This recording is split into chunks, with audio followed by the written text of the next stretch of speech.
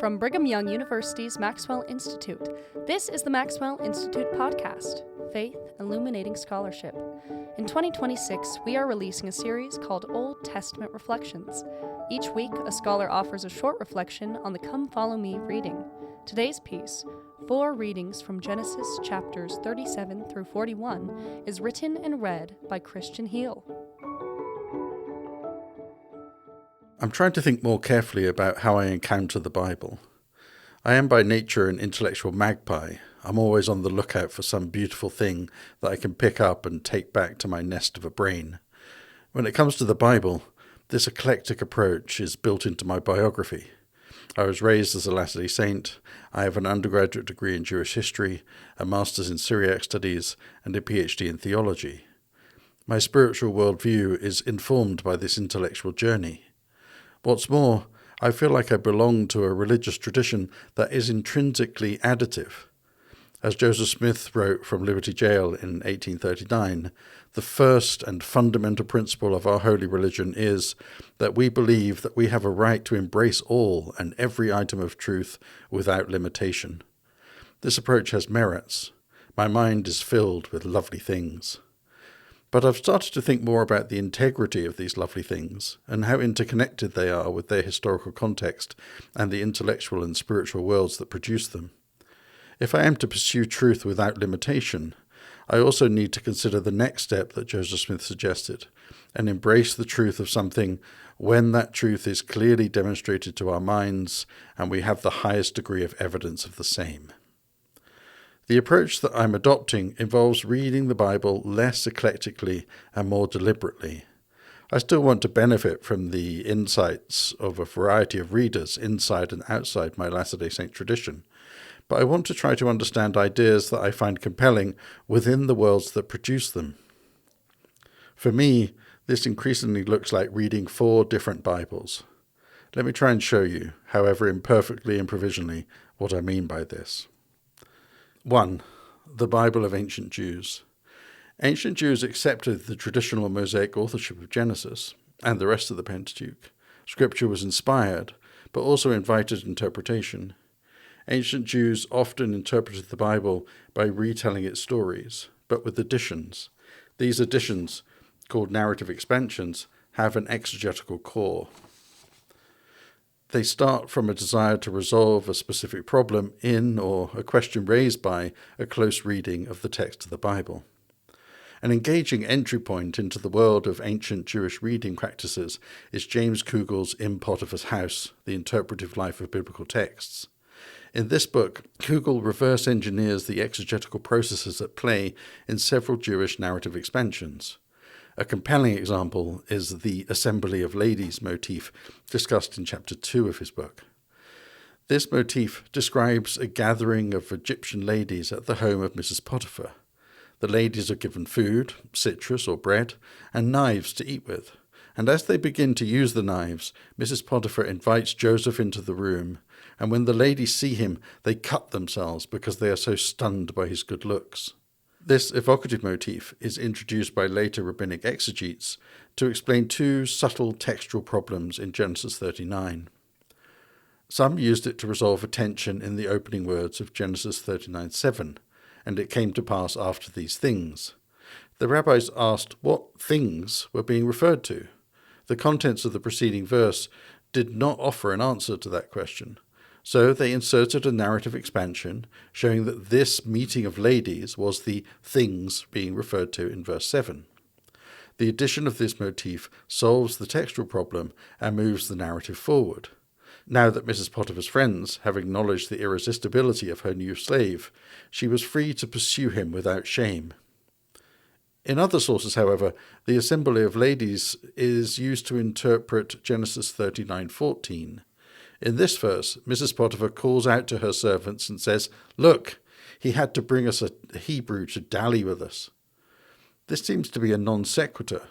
So in a clever move, the rabbis added temporal space between verse 13 and verse 14. And in that space, Mrs. Potiphar shows her friends just how dangerous it was to have such a man in the household. It is when they see Joseph and cut their hands that Mrs. Potiphar speaks the words of verse 14. Notice in both examples how the rabbis read the Bible carefully and creatively. They noticed narrative gaps and expanded the narrative to fill them. 2. The Bible of ancient Christians. The Hebrew Bible was sacred scripture for ancient Jewish readers, including Jesus and his earliest followers. It eventually, in translation, became the Old Testament of the Christians, with the New Testament writings providing the key to understanding the Old. That key is Jesus, as Jesus himself taught on the road to Emmaus. Quote, "And beginning with Moses and all the prophets, Jesus explained to them what was said in all the scriptures concerning himself." Close quote. This key transformed the text for Christian readers. Over centuries, they developed an intricate matrix of typological connections between Jesus and Old Testament figures and stories, a process evident already in the Gospel of Matthew. Early Christians celebrated Joseph as a glorious type of Christ, especially those Christians writing in Syriac, the subject of my first published article. The life of Joseph typified the persecution, death, resurrection, and return of Jesus. Joseph's brothers and Potiphar's wife typify those who wrongly persecuted Joseph. The pit in the desert and the prison in Egypt typify the grave, and Joseph's ascension to the position of regent typifies the resurrection of Jesus and his glorious return. The judgment is typified by the brothers coming before Joseph. The typology is much more granular than I've suggested here, with dozens of connections being made between the life of Joseph and the life and mission of Jesus. Early Syriac Christians reveled in this kind of exegetical work. The Old Testament thus becomes for Christians an extended prophecy of Christ, with careful reading over centuries being devoted to elucidating these prophetic foreshadowings. 3. The Bible of the Latter-day Saints. Early Christians read the Old Testament through the lens of the New.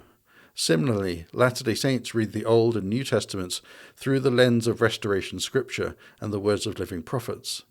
Thus, when Latter-day Saints read the story of Joseph in Genesis, they think both of Jesus and Joseph Smith. Jesus because of the New Testament, and Joseph Smith because of the Book of Mormon. In the Book of Mormon, we learn that Joseph in Egypt was not simply a dreamer and interpreter of dreams, but a great prophet who prophesied concerning his posterity. And this posterity included both Lehi and Joseph Smith Jr. Thus, the Book of Mormon is both written and translated by and for the posterity of Joseph in Egypt. When I read Genesis 39 through this restoration lens, I get a richer sense of what was at stake in Joseph's sojourn in Egypt, including his encounter with Potiphar's wife in Genesis 39:9. What kept him from that great wickedness? In the Jewish tradition, Joseph is fortified by a vision of his father Jacob. For Christians, Joseph resists and overcame Potiphar's wife like Jesus resisted and overcame death in Hades. For Latter-day Saints, the stakes are generational. Joseph was being true to the great covenants that God made with him and his posterity, and he was strengthened by the revelations that he had had of his posterity and their role in the salvation history of the world. For Latter-day Saints, the story of Joseph in Egypt is not simply an account of the salvation of Jacob's family or a foreshadowing of Christ, though it is both of these things. It is also the story of the great progenitor of the restoration, who foresaw the marvelous work and wonder that is the Latter-day Saint restored gospel. 4. The Bible of the Scholars. Biblical studies is a scientific discipline that has developed over the last 3 centuries. Certain assumptions are accepted as axiomatic. For example, the Hebrew Bible is an ancient Near Eastern text that is best understood in conversation with its literary and material context. The books of the Hebrew Bible, as we now have them, are also recognized to be the product of a complex literary and redactional process that extended from the late 2nd millennium BC into the Persian and Hellenistic periods. Biblical scholars read the biblical text with every bit as much detail as their ancient Christian and Jewish predecessors. But the questions they ask, the answers they find, and the stakes of the project are quite different.